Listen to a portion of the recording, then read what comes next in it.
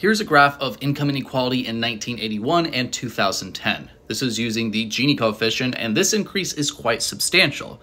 The socialists would have you think that if the income inequality increased, things must have gotten worse. But if you look at extreme poverty in China in those same years, you see it dropped from almost 100% to less than 20%. We can look at Vietnam as well. From 1992 to 2010, income inequality increased, it didn't decrease. Now, I wish we could go further back, but we just don't have that data for Vietnam. Now look at extreme poverty from that period. It went from over 40% to less than 10%. Some socialists would also have you believe that China and Vietnam are these socialist countries that are competing with the United States capitalism, but this data shows us it's not true. Both of the countries were socialist for quite some time, but under socialism, they were utterly impoverished. Things really changed when a politician in China, Deng Xiaoping, said, "Let some people get rich first," and a politician in Vietnam said, "We should not be afraid of people becoming affluent." They decided to abandon socialist attempts at egalitarianism and let people actually become wealthy, let inequality actually exist. And of course, as I pointed out in the beginning, the socialists who say inequality is going to lead to bad things were completely wrong.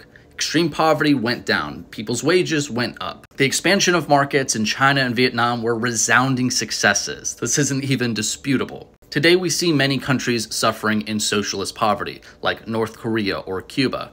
Argentina was there, but they are improving in some places. It's going to be a while before we really see the results from Argentina, but they are going down this road of escaping poverty through expanding the markets. North Korea and Cuba need to do the same thing. This is the only proven method of escaping socialist poverty. And that wraps up my series going over the book How Nations Escape Poverty by Rainer Zitelmann. If you'd like to pick up the book, there's a link in my bio.